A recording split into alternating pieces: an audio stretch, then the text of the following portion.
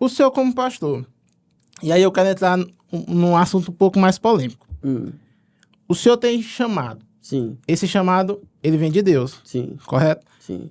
Se esse chamado vem de Deus, por que agora o senhor está se apresentando como um pré-candidato, pastor Davi, pré-candidato a vice-prefeito, pastor Davi Colasso? Sim. Se esse chamado ele vem de Deus, não seria, vamos dizer assim, um erro com Deus, ou até mesmo um erro com aqueles pastores superiores que lideram essa responsabilidade? Sim. É interessante a sua pergunta e parabéns por ela. Quando eu me dispus a atender esse chamado, eu não me coloquei na posição de extraterrestre. Eu continuo na Terra, continuo cidadão, continuo comendo arroz com feijão. Então, assim, a gente está envolvido diretamente nas causas terrenas. A posição de pastor, na sua missão integral, ela abrange todas as áreas daquilo que é positivo das pessoas. Então, eu, como pastor, eu ainda exerço minha atividade como engenheiro, eu sou engenheiro, vez por outra, tem algumas demandas, eu estou atuando. Então, o chamado não anula a minha posição social. O chamado, na verdade, me dá uma habilitação até para eu fazer melhor essas causas sociais. A política, você tocou num assunto muito importante, ela foi criada por Deus. E Deus estabeleceu essa missão, inclusive, para Adão. Está lá, Gênesis capítulo 1, versículo 26. Deus disse, domine sobre a terra, governo. A própria política, ela é a arte ou a ciência de governar. Na realidade, ela é a influência sobre as pessoas para o bem comum. Ser pastor é também influenciar as pessoas. Nós temos a cultura. A nossa cultura no aspecto religioso, ela é o seguinte, deixa eu só tomar um copo d'água. Fique à vontade. Essa é a nossa cultura no aspecto religioso, ela é judaica cristã. Então, essa é a nossa cultura. E o que nós, como cristãos, devemos fazer? Disseminar essa cultura. Fazer com que as pessoas se envolvam nessa cultura. Sim. O que isso implica na missão quanto pastor, bem como quanto cidadão e, sobretudo, como cristão? É que eu devo estar inserido nesses âmbitos, em todo o segmento da sociedade. É como Jesus disse, por exemplo, lá em Mateus capítulo de número 5, versículo 16, do 13 ao 16, ele fala sobre o cristão ser sal e luz da terra.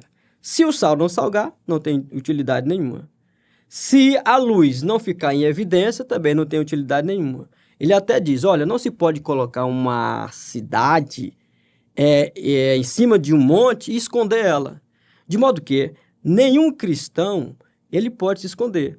Quando eu aceitei, qualquer pastor aceitou a posição de ser pastor, isso não tirou dele a habilidade, bem como a condição de ser uma pessoa que se envolva com as causas sociais e inclusive, com as questões políticas. Porque o que é a política? É tudo que nós vivemos no dia a dia.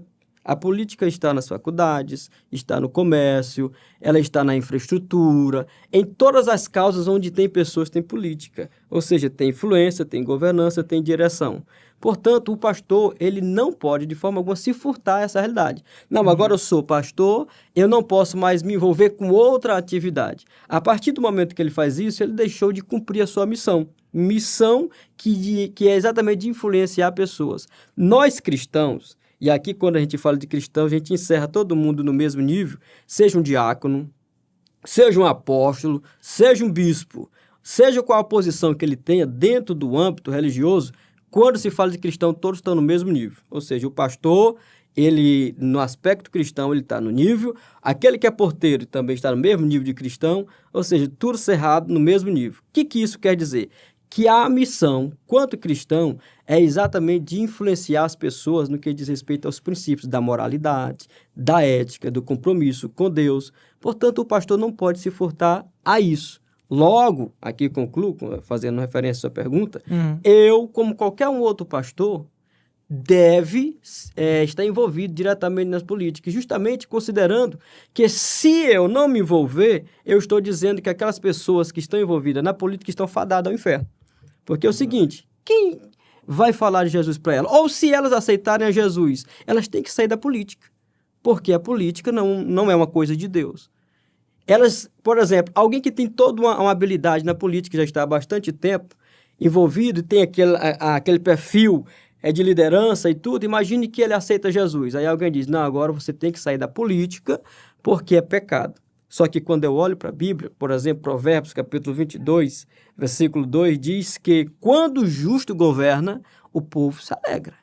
Agora, quando o ímpio, ele governa, o povo geme. Nós temos diversos exemplos na Bíblia, por exemplo, Gabriel, de homens que foram usados por Deus e que não deixavam de ter o título de pastor porque eles tinham cuidado com o povo e que eram políticos. Como, por exemplo, nós podemos aqui citar, inclusive, o profeta Samuel, que consagrou Davi. Ele era um juiz. Era a sua missão de resolver as demandas do povo. Homem de Deus. O próprio rei Davi, também um homem segundo o coração de Deus, que foi um rei. Poderíamos dizer, trazendo para o nosso contexto atual, um presidente. Nós temos, por exemplo, José. E nesse aspecto eu quero chamar a atenção, porque José, ele não deixou, de forma alguma, quando foi para o Egito, os seus princípios. Ele foi para o Egito. O que o Egito era para José? Um lugar de escravidão, se considerarmos principalmente até no aspecto religioso, porque ali ele estava enclausurado a uma cultura que ia contra os seus princípios. Aquilo que os seus pais tinham ensinado a ele era, por exemplo, uma nação idólatra, que não temia Deus, que não conhecia o Deus verdadeiro. E o que ele fez lá? Influenciou. E isso foi dentro da direção de Deus. Ele não chegou lá de paraquedas. A Bíblia diz que a mão do Senhor era com José. Do mesmo modo, Daniel. Daniel foi para a Babilônia. Ora, Daniel chegando na Babilônia, ele fez com que reis como Nabucodonosor adorassem a Deus, reconhecessem Deus. Apesar de não temerem ali a Deus, mas de momento eles entenderam que Deus estava na vida de Daniel. Eu posso considerar Daniel como um pastor. Ou seja, como alguém que ele foi, eu diria, até um pouco mais do que um pastor, um profeta mesmo, que tinha experiência profunda com Deus. Que revelações ele não teve? Olha, até mesmo falando de coisas que ainda vão acontecer. A Bíblia faz referência que um dia Daniel estava orando por uma revelação e passou 20 dias orando. E depois, um anjo que veio para dar aquela resposta a ele, demorou. Houve uma guerra aí no espaço, no âmbito espiritual. Mas quando o anjo chegou, disse, Daniel, tu és um homem muito amado. Desde o primeiro dia que tu te aplicaste à oração, a tua voz é ouvida no céu. O que Daniel era? Era um prefeito. Daniel era um representante político. Desde o primeiro dia que ele se aplicou à oração, o anjo estava dizendo, revelando, as tuas orações já são ouvidas no céu. Tu és um homem amado no céu. Portanto, uma coisa, ser pastor, não exclui a condição de ser político. E, sobretudo, nós precisamos, porque nós temos, não de forma alguma, como que excluindo os demais, mas nós temos muito a oferecer, seja por a questão da justiça que nós temos, daquilo que prega o cristianismo, seja pela moral, seja pela nossa ética, pelos nossos princípios de cristão que está no cerne do amor. Então, nós somos as pessoas que eu diria que deveria mais nos envolver. E ainda mais que nós somos um segmento grande. Hoje, por exemplo, o Brasil ele é composto de cerca de 30 milhões de evangélicos. É um povo que merece ser representado. No que diz respeito aqui à causa nossa, né, que você falou como pré-candidato aqui em nossa cidade, nós somos hoje cerca de 45 mil evangélicos.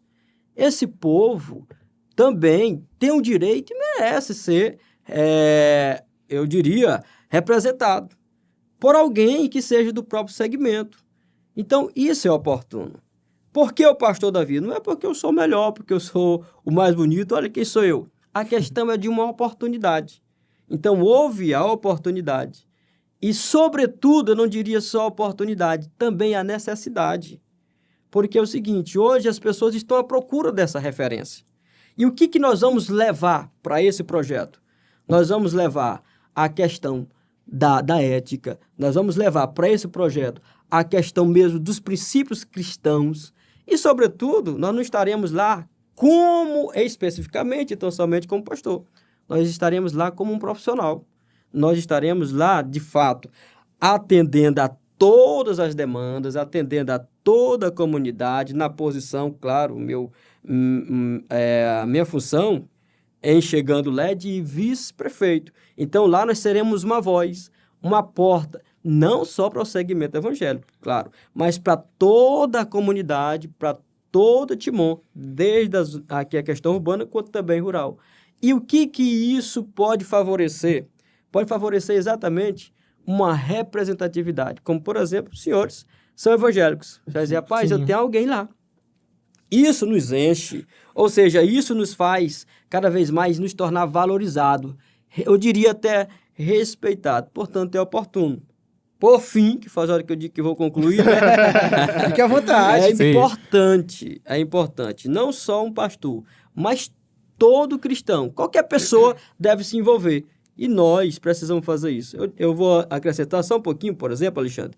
Nós muitas vezes deixamos de lado a questão da política. Não, isso aí não é para nós nos envolvermos. Só que quando a gente não se envolve diretamente, a gente se envolve indiretamente. E uma coisa é você influenciar e outra coisa é você ser influenciado. Quando a gente se envolve diretamente, a gente influencia.